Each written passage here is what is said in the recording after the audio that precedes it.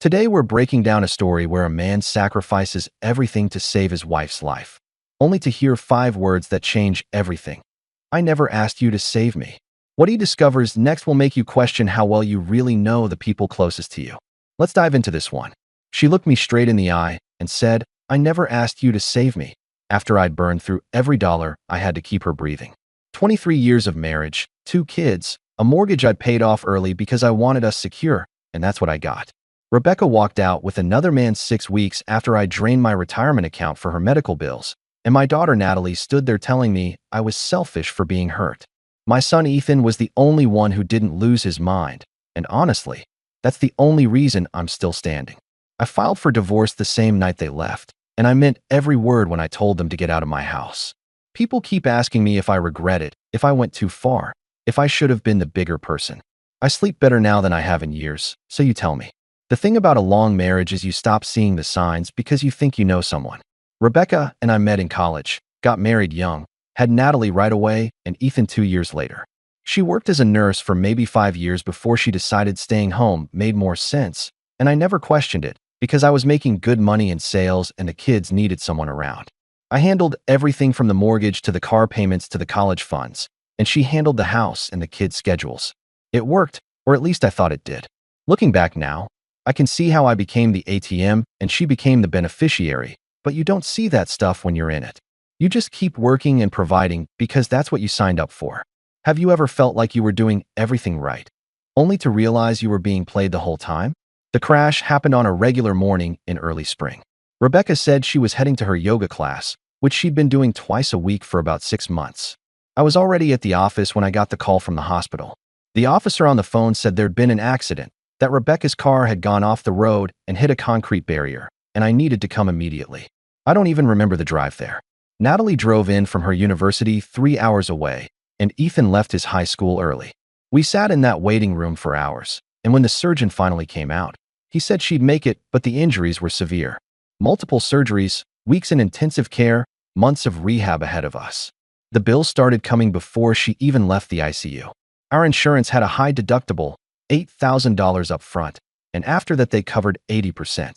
Sounds reasonable until you're looking at surgical fees, specialist consultations, ICU charges running thousands per day, and rehab that wasn't fully covered. I pulled money from our savings first, then from the emergency fund I'd been building for 15 years. When that ran dry, I took an early withdrawal from my retirement account and ate the penalties because what else was I supposed to do?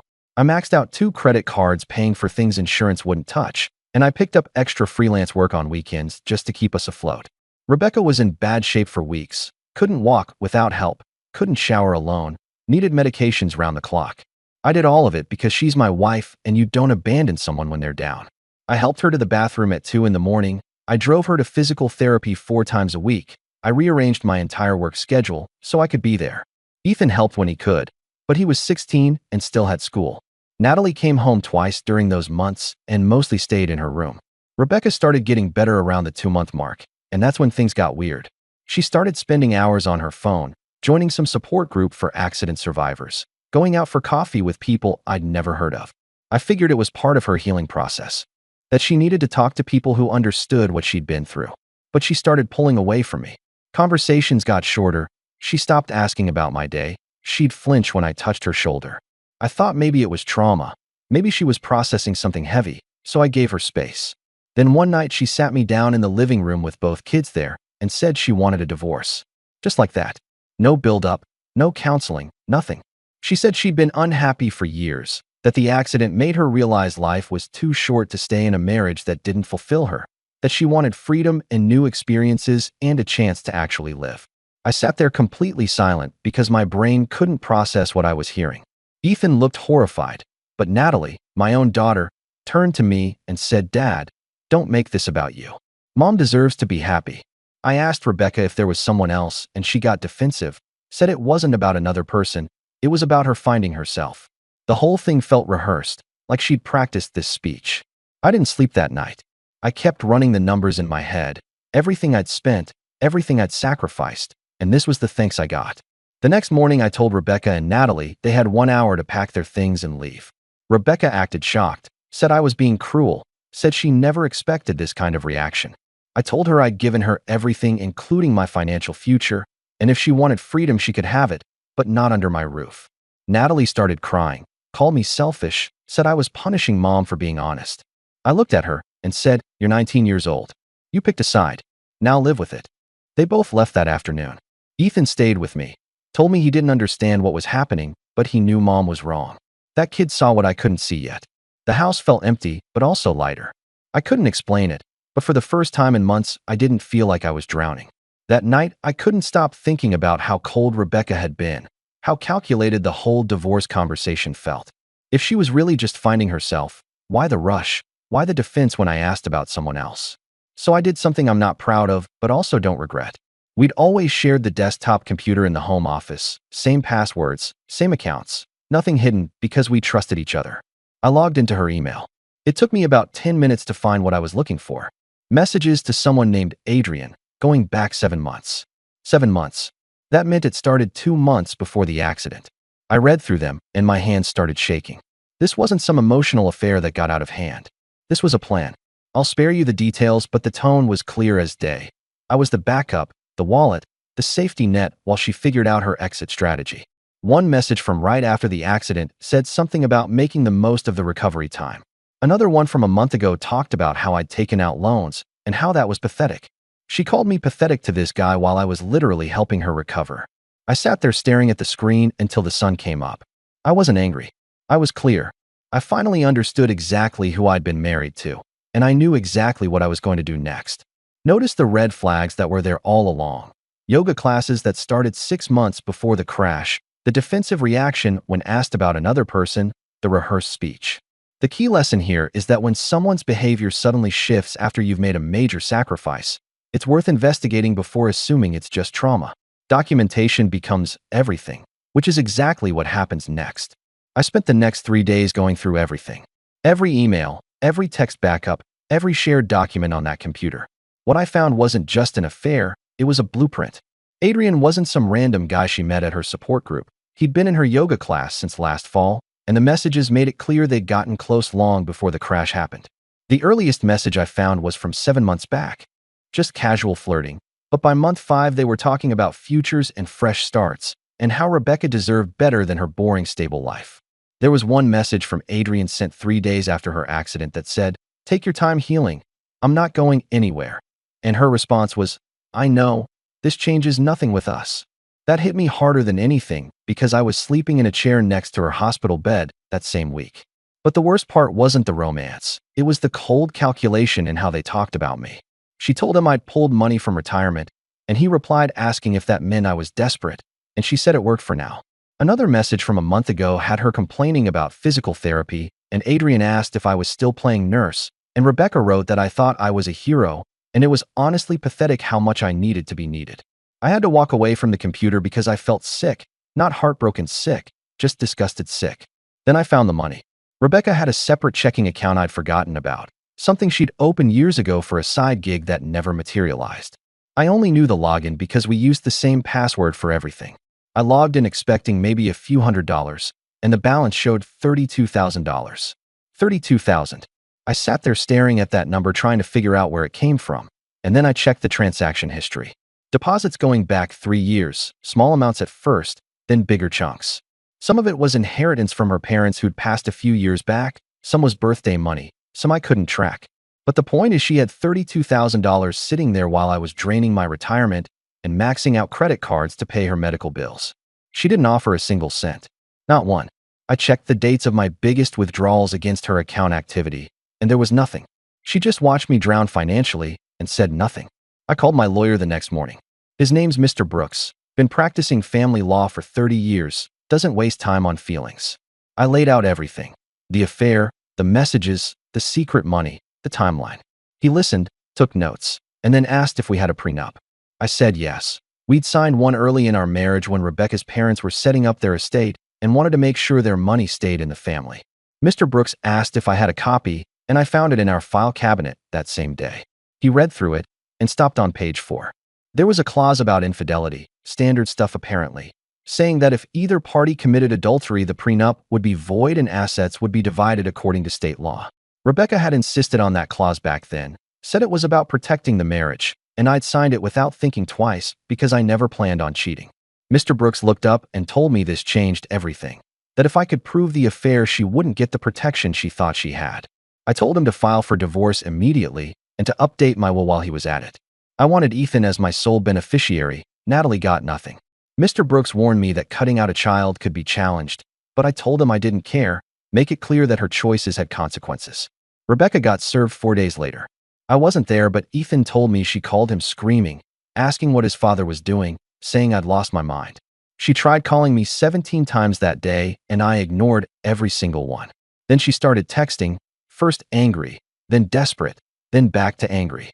She called me vindictive, said I was punishing her for being honest about her feelings, said I'd regret this. I didn't respond to any of it. Natalie sent me a long message saying I was destroying the family, that mom made a mistake, but everyone deserves forgiveness, that I was being cruel for no reason. I blocked her number. Ethan asked me if I was okay, and I told him I'd never been clearer about anything in my life. Mr. Brooks moved fast, filing motions, requesting financial disclosures, citing the prenup clause. Rebecca hired her own lawyer, and they pushed back hard, claiming the affair started after we'd emotionally separated, that the prenup shouldn't apply. It was exactly the kind of legal dance I expected. Then things got worse. I was at work on a regular afternoon when 2 police officers showed up asking for me. My boss looked panicked. I walked outside with them, and they said they needed to ask me some questions about a domestic violence report. I actually laughed because I thought they had the wrong person, but then they said Rebecca's name. She'd filed a report claiming I'd physically hurt her during her recovery, that I'd been rough with her during care at home, that I grabbed her arm hard enough to bruise, that she'd been afraid to say anything because she was dependent on me. I stood there completely frozen because this was insane. The officers asked if I'd ever laid hands on her, and I said never, not once, not even close. They asked if anyone could confirm that, and I said yes. My son Ethan was home most of the time. Plus, I had my work schedule showing I was barely home except to help with appointments. One of the officers seemed skeptical of the whole thing. He asked when these incidents supposedly happened, and the dates Rebecca gave didn't match up with my schedule at all. I offered to show them everything. My calendar, my work logs, the physical therapy appointment records showing her actual therapist was the one doing the sessions. They took notes and said they'd follow up. I called Mr. Brooks the second they left, and he said this was a tactic, a bad one, but still a tactic to make me look dangerous and gain leverage in the divorce. Ethan heard about the police visit from a neighbor and came home furious. He said Natalie had to know about this, that there was no way mom filed a false report without talking to her first. I told him to let it go, that the truth would come out. But Ethan's sharper than I give him credit for. He went into Natalie's old room where she'd left some stuff, found her old laptop she'd forgotten in the rush, and it was still logged into her messages. He came downstairs 20 minutes later with the laptop open and said, "Dad, you need to see this." It was a conversation between Rebecca and Natalie from a week earlier.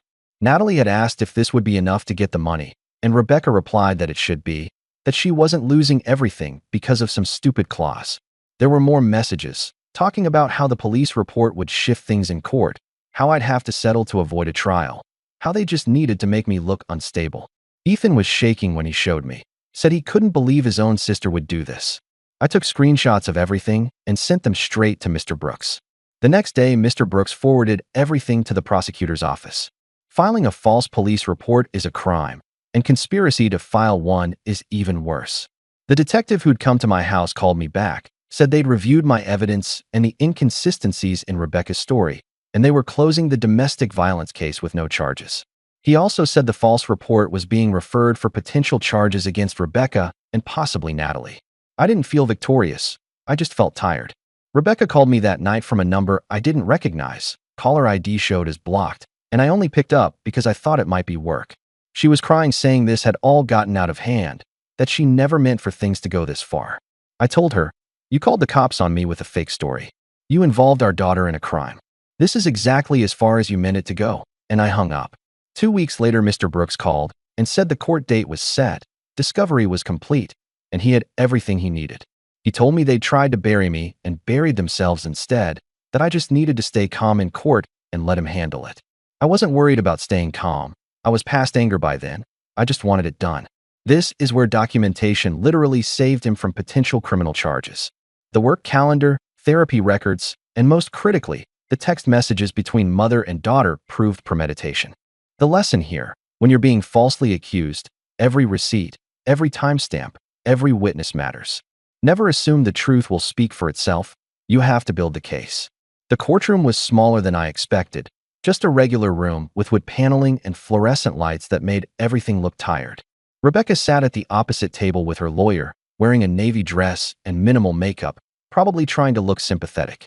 Natalie wasn't there. Mr. Brooks had warned me she'd likely stay away since showing up could make her look more involved in the false report conspiracy. Ethan sat behind me in the gallery, and I could feel him watching everything like he was memorizing it. The judge was a woman named Judge Reynolds, probably in her late 50s, with reading glasses on a chain and an expression that said she'd seen every trick in the book. Mr. Brooks had told me she was fair, but didn't tolerate games, which was exactly what I needed.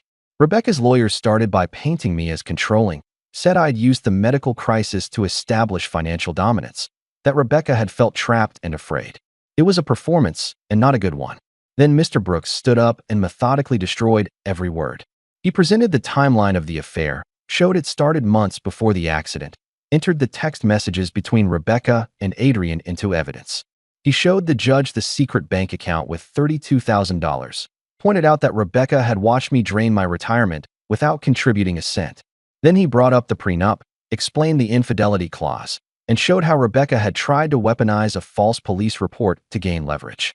The judge read through the messages herself, and I watched her face change from neutral to something colder. Judge Reynolds asked Rebecca's lawyer if he had any explanation for the affair timeline or the hidden money.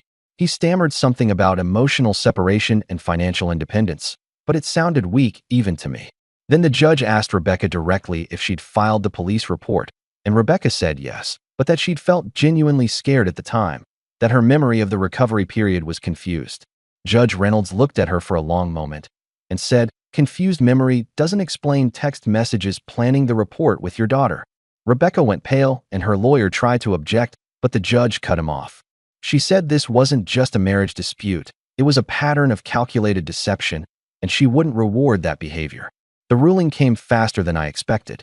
The divorce was granted, the prenup was voided due to proven adultery, and assets would be split according to state law, which meant dividing everything, including Rebecca's hidden account.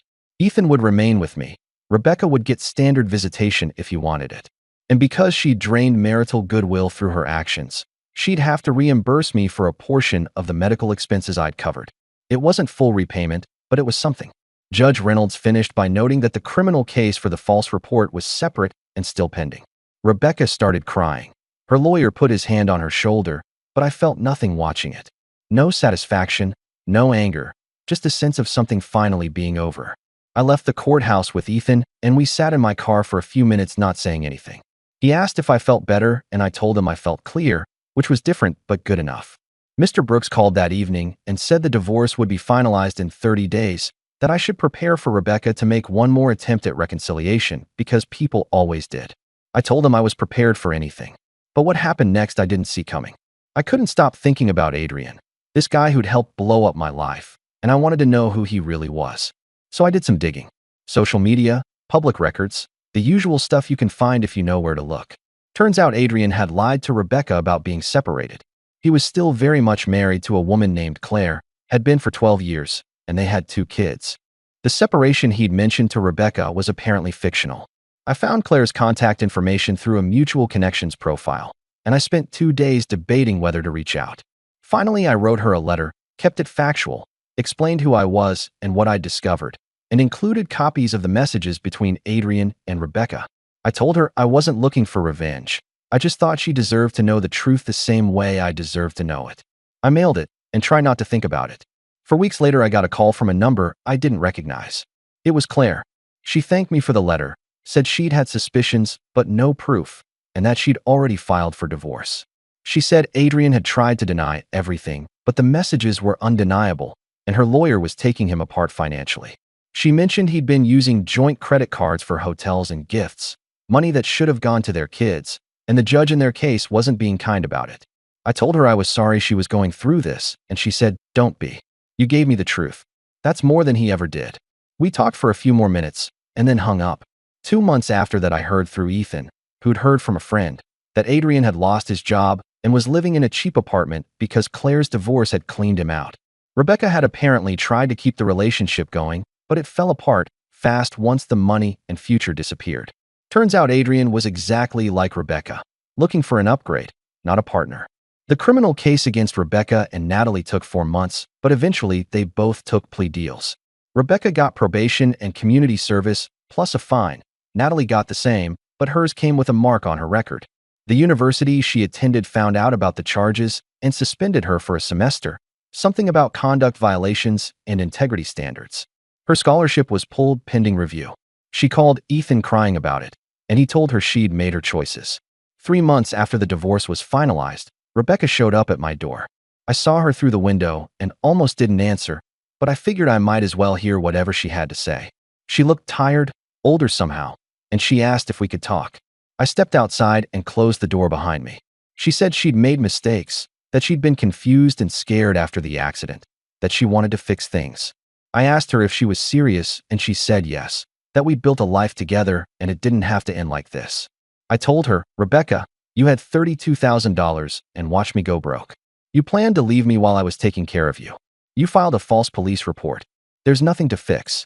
She started crying and said she knew she'd messed up, but people deserve second chances. I said, you're a grown woman with a nursing degree and a working car. You'll figure it out, and I went back inside. Natalie showed up 3 weeks later. Same thing, standing on my porch looking miserable. She said she was sorry, that she'd been manipulated by Mom, that she needed help with tuition since her scholarship was gone. I looked at my daughter and felt nothing but distance. I told her she was an adult, that she'd picked a side and helped file a false criminal report against me, and that choices had consequences. She said I couldn't just cut her off, that I was her father, and I said, I'm Ethan's father too, and he's the one who stood by me. The college fund goes to him now. She called me cruel, and I said, no, I'm just done being the person everyone uses. She left, and I haven't heard from her since. Ethan asked me once if I'd ever forgive either of them, and I told him forgiveness wasn't the issue, trust was, and they'd burned that completely. He nodded like he understood. These days I'm rebuilding. The money's slowly coming back, work is steady, and the house is quieter but peaceful. Ethan's a senior now, and we're already looking at colleges. He wants to study engineering, and I told him I'd support whatever he chooses. I sleep through the night now, don't wake up feeling like I'm drowning in problems that aren't mine. People ask if I regret how hard I went after Rebecca and Natalie, if I feel bad about Claire's situation with Adrian, if I should have been more forgiving. I tell them I spent 23 years being the person who carried everything, and the moment I put it down I finally felt like I could breathe. They wanted freedom, they got it. I got mine too. The core takeaway here isn't about revenge, it's about boundaries and consequence. When you sacrifice everything for someone and they respond with betrayal and false accusations, protecting yourself isn't cruelty, it's necessity. The documentation, the legal strategy, the refusal to be manipulated by guilt, these are all lessons in standing firm when the people closest to you try to destroy you on their way out. Sometimes the only way forward is to let people face the full weight of their choices. What do you think about this story? Let me know in the comments, drop a like, and don't forget to subscribe for more real-life stories.